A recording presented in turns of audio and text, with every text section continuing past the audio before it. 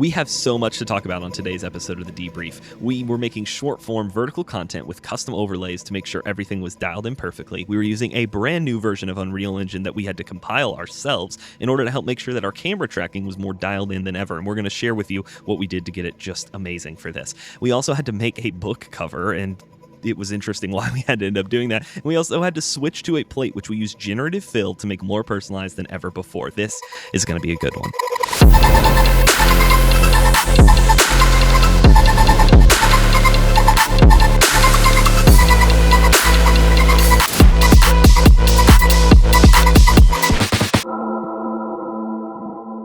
What we were trying to do with this is this client, he talks to youth all around America and just kind of tells them how much they matter and how important they are. And so that audience, that younger audience, they're going to be very focused on looking at TikTok or Instagram. So we needed to have that vertical format, and he speaks a lot on stage. So kind of his world is going on stage and talking. So he's like, hey, it'd be really cool if we could make this look like I'm backstage for an event. And so, yeah, you guys did an amazing job. The Unreal set, I think we got it looking really good. This was all in Unreal. And yeah, I think the end result looked really awesome. So one thing we did that was different with this, like, because it's vertical content, right, is we were figuring out, well, how can we show what's going on? So we have some different frame guides that we could use.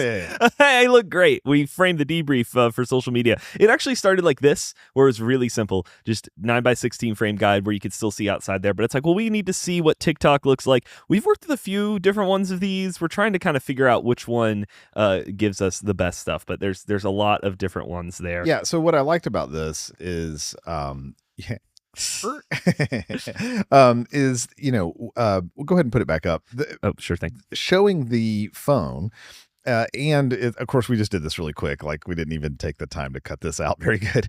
But being able to kind of see, like, oh, I see, there's this thing that's going to, here's stuff that's going to show up. And I'm sure everyone watching this already knows, but 9x16 is more of like a concept and not exact. So each phone, as they're a little wider or a little taller, TikTok and Instagram, any reel-based platform is just going to fill the frame no matter what. So that means anything real close, there's kind of that, remember title safe? That kind of comes back into play where maybe my hand is going to be out of the shot right here, but on a wider phone, it may show up. So just be aware that we want to really get these things, more in focus and, more in frame for the phone to really make it work well. So we just really ended up with some more edges. I'm sure we have some examples to kind of show. Yeah, final kind of result of kind of Dean with the captions talking about his book, and you can kind of get a little preview of the set here, and we'll talk more about that in a minute. But this is kind of what the end result looks like. So this is what everyone will be seeing on TikTok, or Instagram Reels or wherever, And you end up giving it a vertical video straight out. Like, you're not rotating the video sideways. Like, I've seen some ATEM multi-views be turned sideways to do vertical content. But here the platform just ends up zooming in on this center cut. Right. We basically didn't record a native vertical camera just because there's so much resolution at 4K, and we're doing 1080 on most of these platforms anyways on vertical video. So really just cropping into the center, it's just much more easy to put in our workflow, and it works out really well. I think the best part about that is actually, like, all we have to do is do pretty much the same setup that we've been doing. We just back it out a little bit wider. Right. So on, like, the long form content or like the 16:9, we just crop a little bit in, and then when you crop vertical, when you're doing vertical content, you can, because we pulled it out wide. Like, we were struggling for a while because we would do our normal framing and then we would crop. And then, yeah, that is great. That one didn't quite make the cut. Like, even on this one, you can see a little bit, like, it's tight. It's tighter than we want. Right. And we even pulled that out a little bit. But back in the day, you couldn't crop in on anybody because of the way we were filling the frame. So that's a little bit of like a stylistic change that we made so that we could get both workflows merged into, like, our regular filming day. Yeah. So it was super cool to work with all this stuff. And we didn't just do this kind of full vertical content production here. We also worked with a different version of Unreal Engine. And I'm realizing now, did I put this in that? Yeah. And we also worked with a different version of Unreal Engine. And so it turns out that NVIDIA has their own branch of Unreal Engine that you can get to. And it is hilarious the amount of paths you have to take to get there. First, you're going to start on the NVIDIA RTX branch website. You have to scroll down through all of these features. And then they tell you, oh, hey, you have to go and join this GitHub organization. And once you join that GitHub organization, you become a part of the Unreal Engine team. And once you do that, then you get to scroll through this fantastic page and figure out all of the things and features and everything you have to do to get this to work. But essentially what this is it's a version of Unreal Engine that's made by NVIDIA to kind of port some of their specific features they've worked on into Unreal Engine. And so it's built to work for real-time global illumination, which is what we would want, right? The highest quality lighting possible, path traced like level quality lighting, but done in real time. And so it's leveraging some of their technologies to do that. And so we're like, let's check this thing out. Well, and what graphics card are we using? We're using the RTX A6000, not the 6000 Ada. Or just the 6000. I hate the names. Hate the names of these cards, but it's equivalent to about a 3090 Ti, so to speak, but with 48 gigabytes of VRAM. So very, very powerful card. But even then, when you're rendering stuff in 4K in real time, it just gets difficult. And so using this branch, we got a lot of boosts in performance in certain areas, but less performance in other areas. And the biggest thing we were going to try to do was work with DLSS. But Morgan, you and I found a very specific hilarious problem, which is that DLSS, what it's doing is it's inferring from a blurry image how to make a sharper image, essentially. Well, we like to do a lot of shallow depth of field, and what will happen is your shallow depth of field will get upscaled into non-shallow depth of field. And so Morgan and I were breaking our brains trying to figure out what in the world was going on when it turned out that it was essentially just DLSS was upscaling our depth of field to make it look like a sharp image. So we're not sure what the solution to this is. Ideally, we'd love to run DLSS because then it would mean we could render at 1080p and upscale to 4K and get a lot more performance. But in the end, what ends up happening is that we just end up with a shot that we loved that looked like how it looked with the blur level to something that wasn't as blurry. So it's an interesting problem to have. Yeah, and it ends up just not using any of the nanite or like the lumen lighting that basically Unreal really pushes people to use. And for us, being able to use those NVIDIA technologies to really like push up to the next level really helped us quite a bit there. Dude, can I say something? Yeah. It is so awesome to have to like work when you guys are able to like figure that stuff out. Like sometimes we're like wondering stuff on the side, like when we're doing physical stuff, and I'm like, man, that the tech side of things feels difficult right now when I'm hearing you guys work through figuring problems out like this. And then it's pretty amazing to come be able to sit here and like now, as I was listening to you guys having those conversations, it's all sort of clicking. So I'm still like sort of learning this side of everything too. So it may seem complicated to some people who listen, but it really, like, after a while when you are able to get context and listen to it, it's a lot easier to understand than like a lot of the larger things you guys are saying. For some of I know a lot of our people who watch probably understand most of what you guys just said. Yeah. And then one thing I wanted to bring up with this special NVIDIA branch is if you've got third-party plugins, which we do with Xebo and things like that, some of that does break. They need to be compiled specifically for this Unreal Engine. So that is something. Luckily, Vive Mars uses LiveLink, which is a native Unreal plugin built natively in. And so NVIDIA was able to keep all that in their build of it. It is also quite a large build. It took quite a time to build it, number one, on the machines. And we have a pretty powerful CPU Xeon something. Yeah, the compile the code. But in addition to that, it just takes up a large amount of space. It's not as space efficient as the official Unreal release engines. And again, you're at the mercy of NVIDIA. They could change things. They could break different dependencies. And you need NVIDIA GPU. You're not going to run this on like an AMD card or anything like that.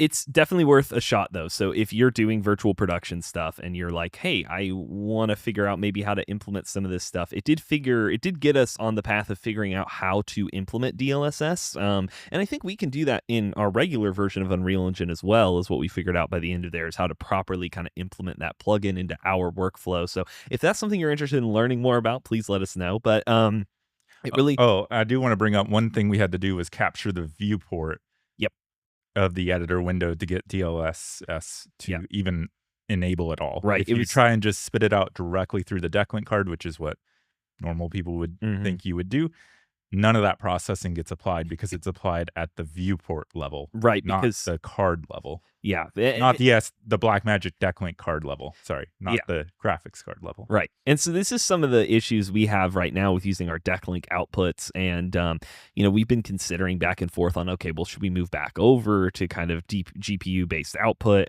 because some of that render workflow works a bit better. It's a difficult problem, and this is where we start to feel about how, Unreal Engine just really isn't production optimized for a lot of people.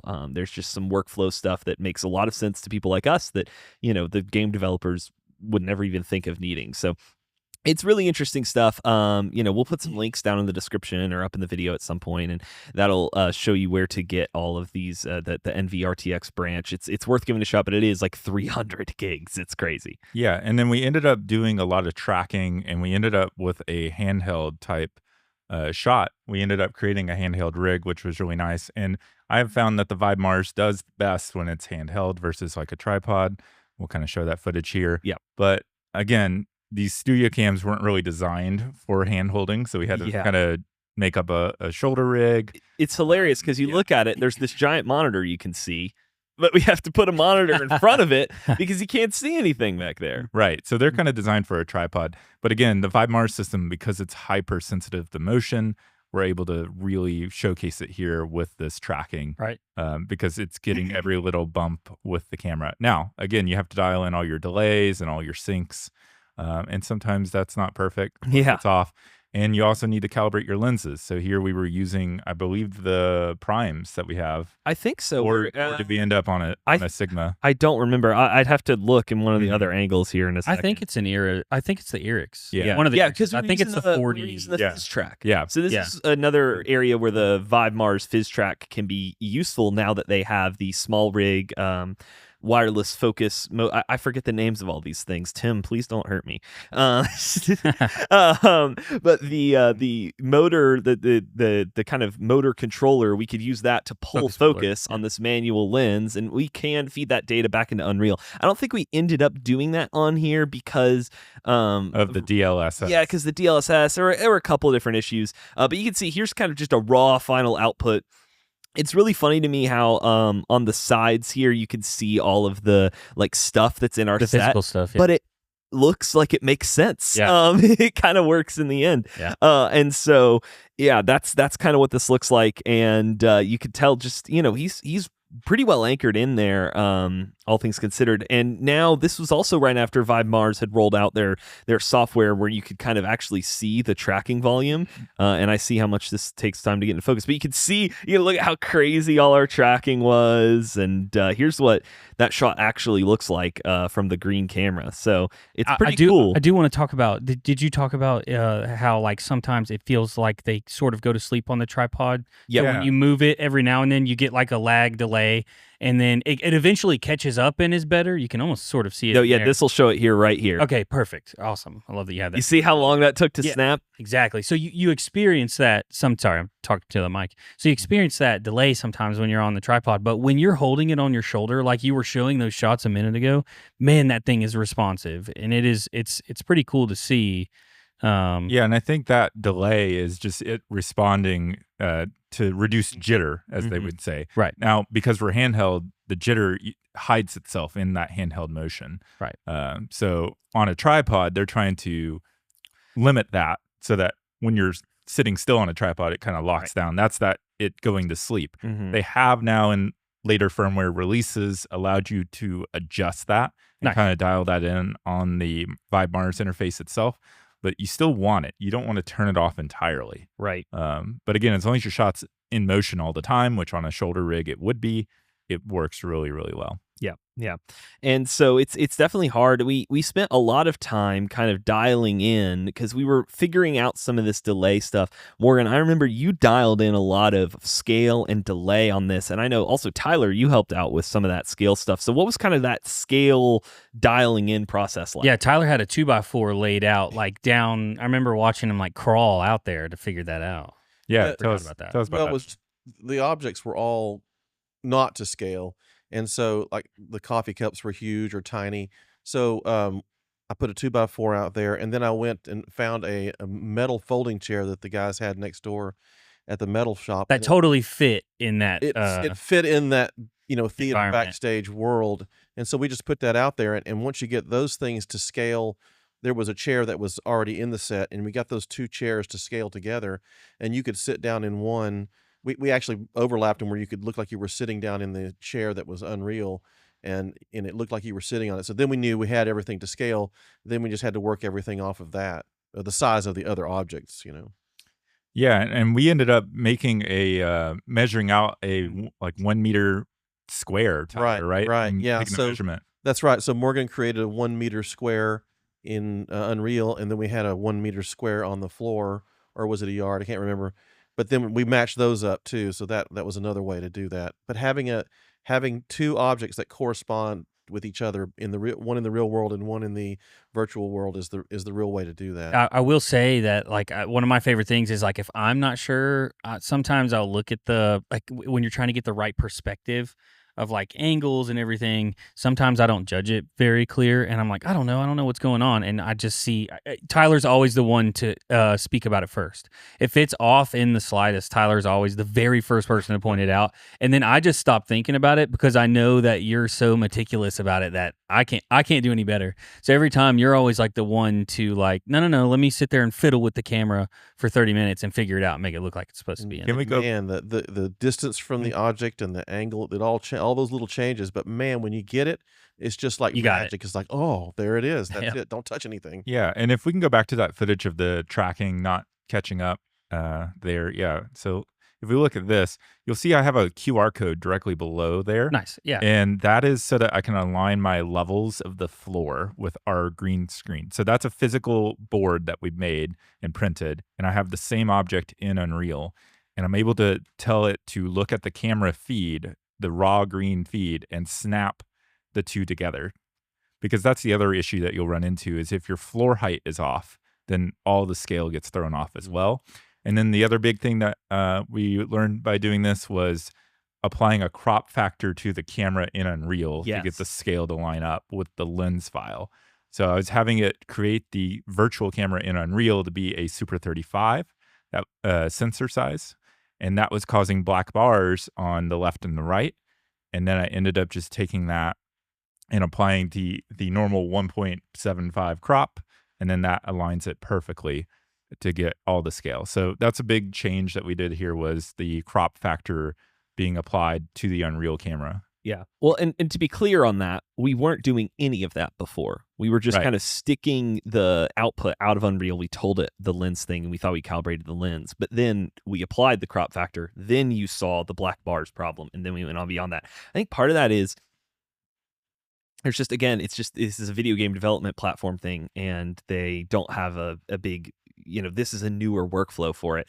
And so full frame cameras kind of are the default there, and the studio cameras aren't full frame. They're Super 35. We'd love a full frame studio camera. I think it would, look really good, especially like with the sensor that's in the 6K that we love. And did we do anything? I can't remember if this was one or if we did this earlier. I know we had done some kind of time code alignment to check, because we were at first like, okay, is there a delay problem between us and Vive Mars and Unreal? Yeah. So what I did there was I ended up recording the background straight out of Unreal, burning in time code onto that background. So matching that up with the decklink card, recording the camera green by itself, and then taking those file and the final composited image and taking those into DaVinci and kind of studying the difference between the time codes and things like that. So we end up delaying in the Ultimate by 6 frames anyway to get us aligned up.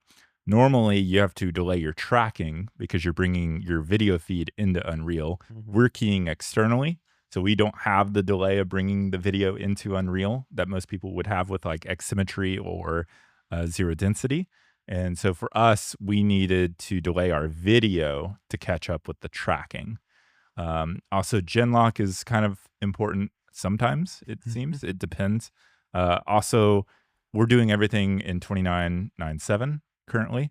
That has caused a lot of issues because video games want to run at flat frame rates, 30, 60, 120. Yeah, they're not whatever. used to, you tell a gamer, hey, I need you to intentionally drop one frame X amount of seconds. And it's like, what? No. But luckily, ATEM, Blackmagic has announced a new ATEM update, 962. I think we'll see. Link here somewhere. And that update is going to add two big things. One is a flat 30 to the Constellation 8K. That's been on a lot of the Constellations, just not in the 8K. Luckily, flat 30, flat 60 coming to the Constellation 8K, which is great news.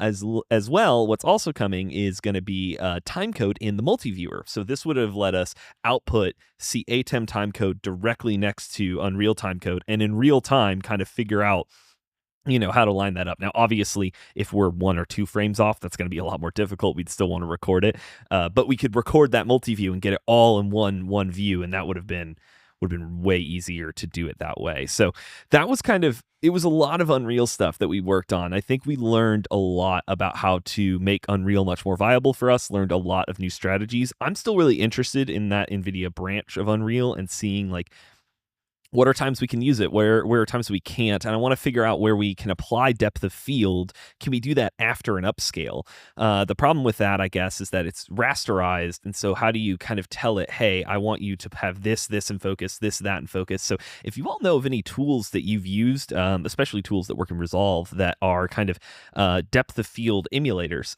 let us know. I know that there are some built-in plugins in Resolve. I need to look more into them, but this is something I'm super, super curious about. So yeah, that was kind of most of camera tracking. I don't know if we've got anything else on kind of the Unreal portion of this. Well, I kind of want to talk about props. And Tyler, you ended up making a physical book because he was talking about a book, but it hadn't been in production yet, right? Yeah, so he's written a book and he was waiting for it to be delivered and he didn't have any copies of it. I thought, man, we got to have that on set.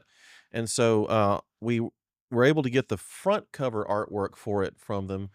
And then Andre and I did some, and Andre finished it out amazingly with Photoshop. We made the spine cover and the back.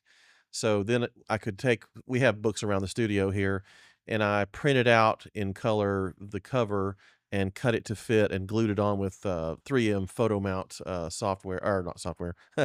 photo mount spray. And then the first version of it was too thick.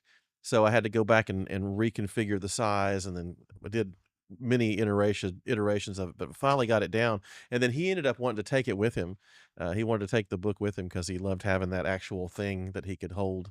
But the contents were completely empty. The content is not some random book. Yeah, it was just a book that we had around the studio. And it was funny too because the kind of he had a production assistant for this, and he picked it up at one point and was looking in it and was all confused, and we're like, we made you told us to make this. What? It's so convinced. When you have an object like that, your brain's just well, of course, this is the book. It really helped him a lot though to be able to reach over and pick that up and hold it. And he was using the videos were to show to potential donors and stuff too, to be able to, it was good to be able to have that. So it was worth all the work. I mean, think about him filming those videos and talking about what he was talking about and not having a physical copy in his hands. It would have been like Talladega Nights. Yeah, that was the direness that we felt. It wasn't a easy process.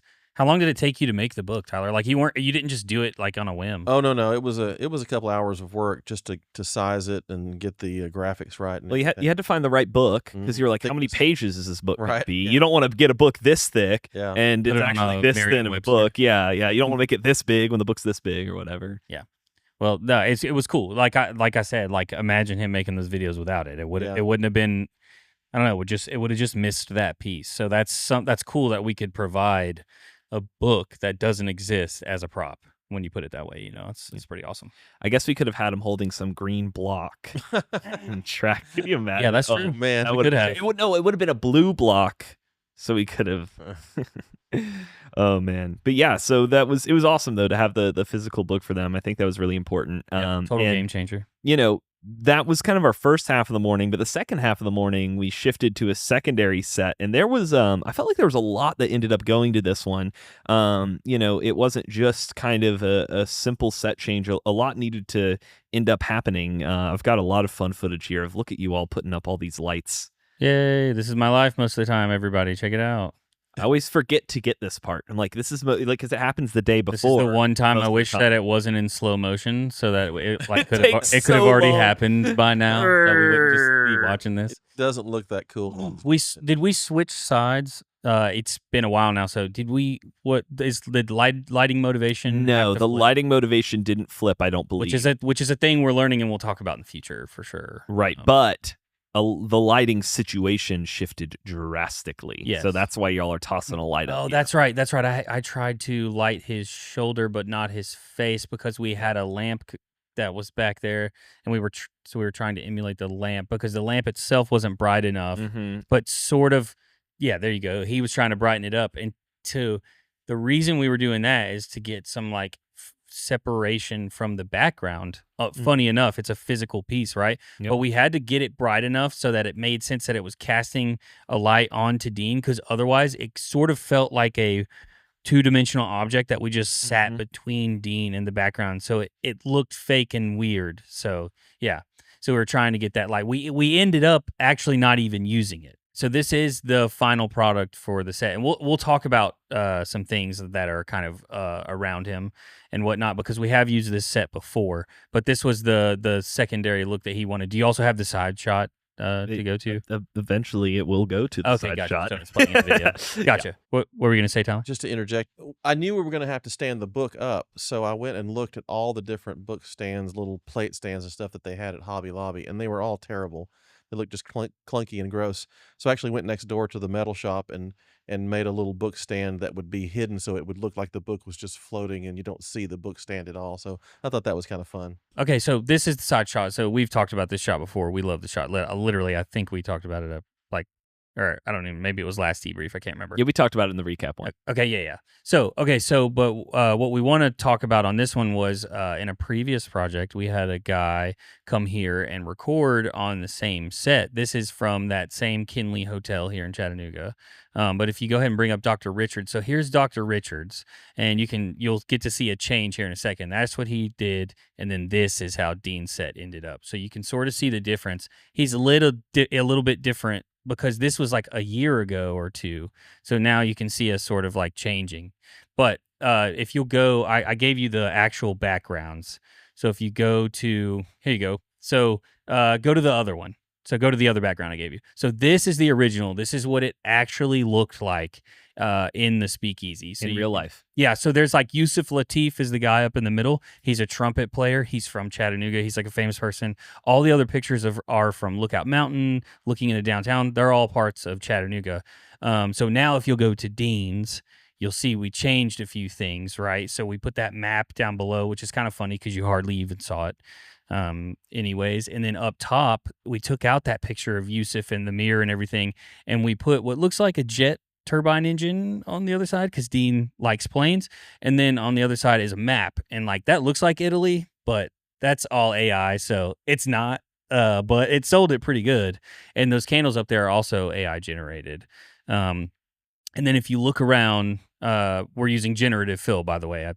I think I've said that, but it's if you look around at all the pictures, like top left, that's Dean speaking, that's him and his wife, and then there's other ones on either side. So Andre and I sat through and went onto Dean's Facebook, pulled pictures from his Facebook profile, and then put them in those frames to make it look like that was his study, that was his office.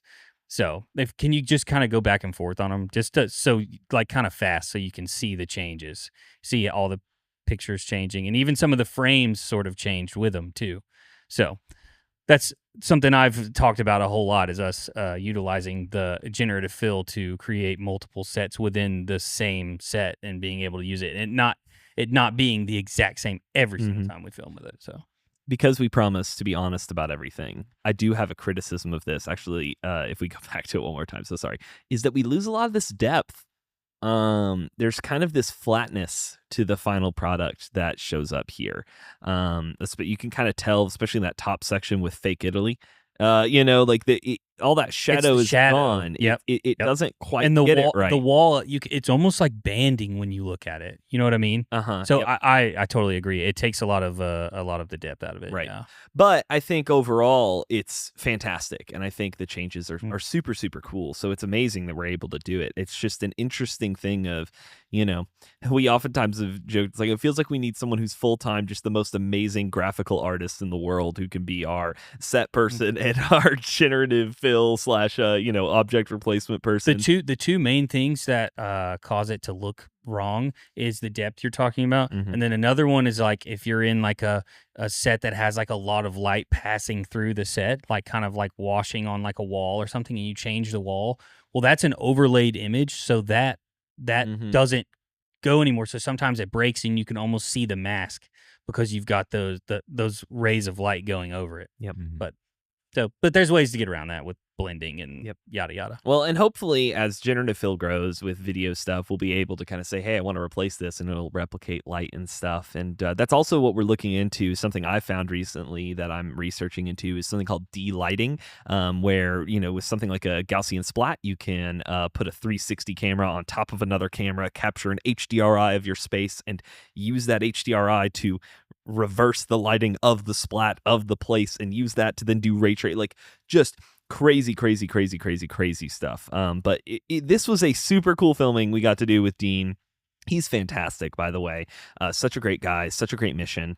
And it was amazing to be able to provide him with something that was like, you could have gone like with him and filmed this kind of after, but then you have to deal with like audio of the space and deal with, I have to set up all these different cameras and frame this thing. Like, it's a lot you'd have to bring with you to kind of capture him wherever he is. Whereas here, he can go in here, and he made a good amount of short form content, and all of those videos that he was kind of showing to potential donors.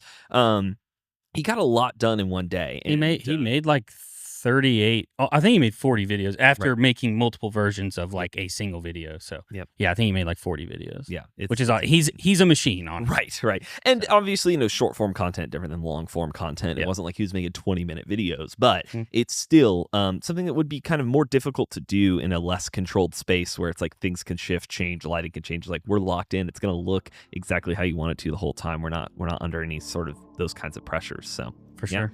Man, well, I appreciate you guys watching this episode of The Debrief. We all do. We're having a lot of fun making these videos. Hey, just a reminder, if you just know us from YouTube, we post a lot of stuff on our Instagram as well, and we're Social You on Instagram. You can go find us there.